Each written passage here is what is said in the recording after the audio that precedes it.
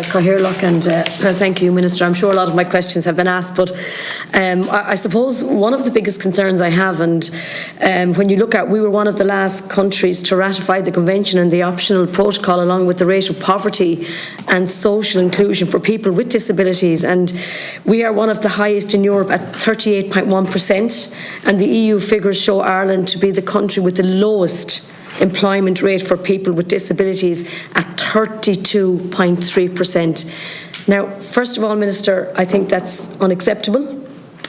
I think it's so unfair on the families, on the people with disabilities. I think, are we, how are we going to make sure that we are not in this position again? I deal with families every day myself, and I see, I see children or an adult with a disability, their dignity and their privacy. There's huge challenges there, and I'm sure others have spoke about waiting times for whether it's occupational therapy or other services.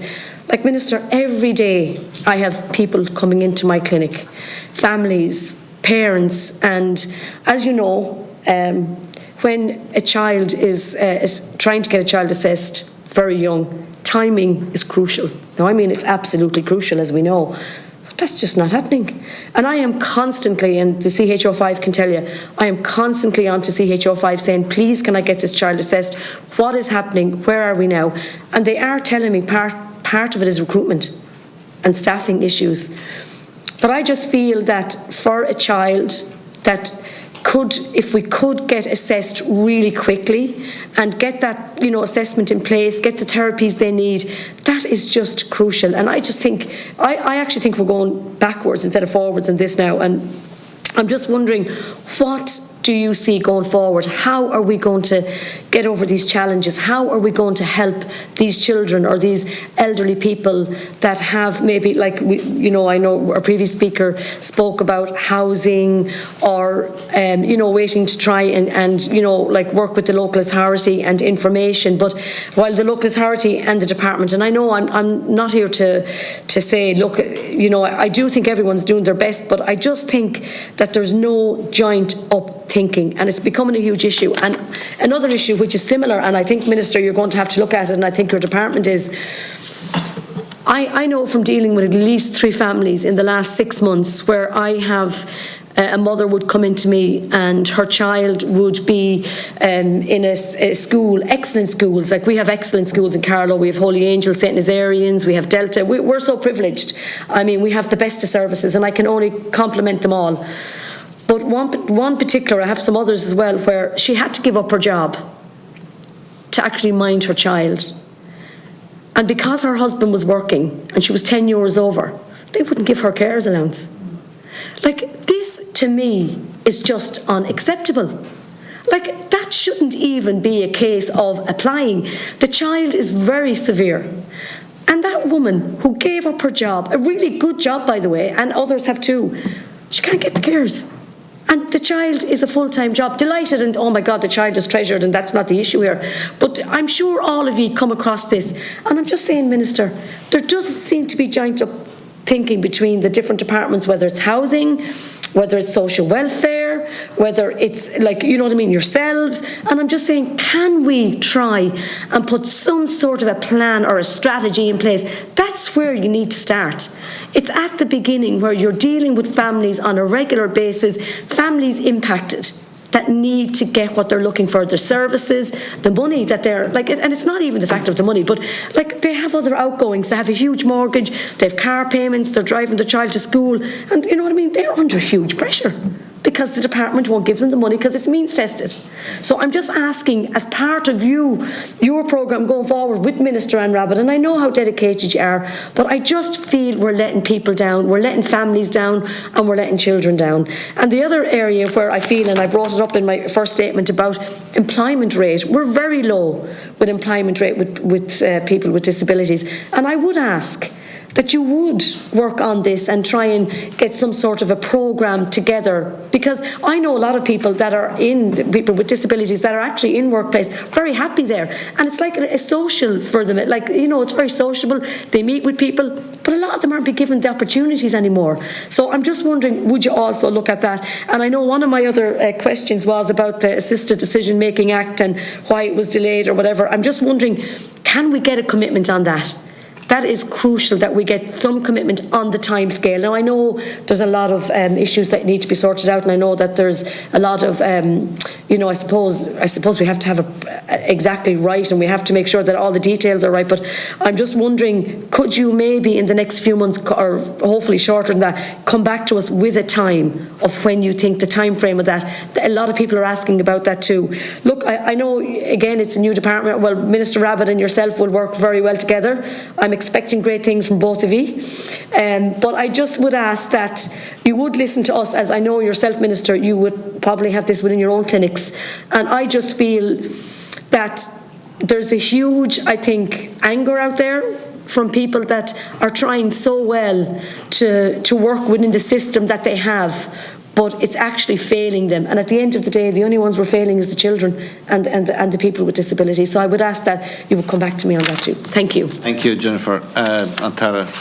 Thanks, Cahir. Look, so on the assisted decision making, as I said, we are just putting in place now some of the regulations. So I said I'd write to the chair maybe in the next couple of weeks just to set out our clear timeline. But look, we're almost there. The legislation is passed, and look, we're in a positive space there, and I think that's really good. I absolutely agree with all you said on the issue of employment. I had the opportunity to visit some young people attending a day service in Mulhuddart there just before Christmas, and they gave me a presentation on their kind of key desires. These are all maybe late teens, early 20s, and the key thing was employment, and a number of them had jobs for 1 or 2 days a week, and the others were extremely jealous of that fact and just saw that it gave kind of a real sense of, I suppose, status in a way, or but just talking about the barriers in terms of submitting CVs, the barriers in terms of interviews and the like. That's something, and that's why we have the comprehensive employment strategy, and that's running until the end of 2025. I met with myself and Minister Rabbitte met with the chair of that last year, and I met then subsequently with Minister Humphreys, and I'm to have another meeting now in the new year with Minister Humphreys specifically on supporting employment for persons with disabilities. It's something that's really, really important to us. You're right, our unemployment rate among persons with disabilities is far too high in this country. I set out earlier on, one step we're taking as government is to require the public service to hire more persons with disabilities, so that's going to double. The requirement is 3% across the public service now. By the end of 2025, the requirement will be doubling to 6%, and the actual total right now is 3.6. So but that'll take work by public authorities, and everyone is going to have to make a sustained effort there. In terms of then the issue of particularly children's disability services, and again, it's been a key theme of our discussion today.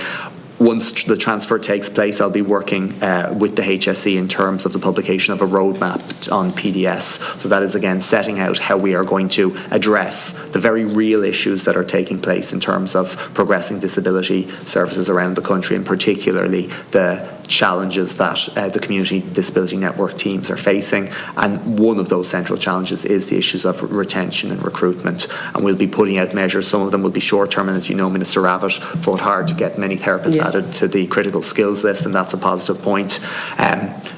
There won't be a quick solution here, but there are a range of solutions that we can put in place so we can continue to, as I say, reduce the number of gaps on the CDNTs around the country, and also reduce the waiting times that children and young people have. That's a big job of work. It's going to take time, but it is a core commitment, because just like you, I meet so many parents and indeed so many young people who are impacted by either the failure to get an assessment, or even after the assessment is received, the failure to receive therapies or to receive the necessary quantum of therapies, and that's a major issue.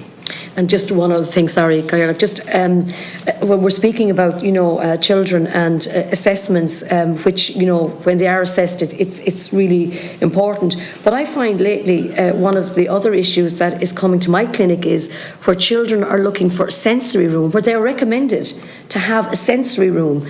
But when I go to the local authority or look for a grant then to try and get this sensory room, I'm told that there's nothing in legislation, I'm told that there's nothing there to help with a grant.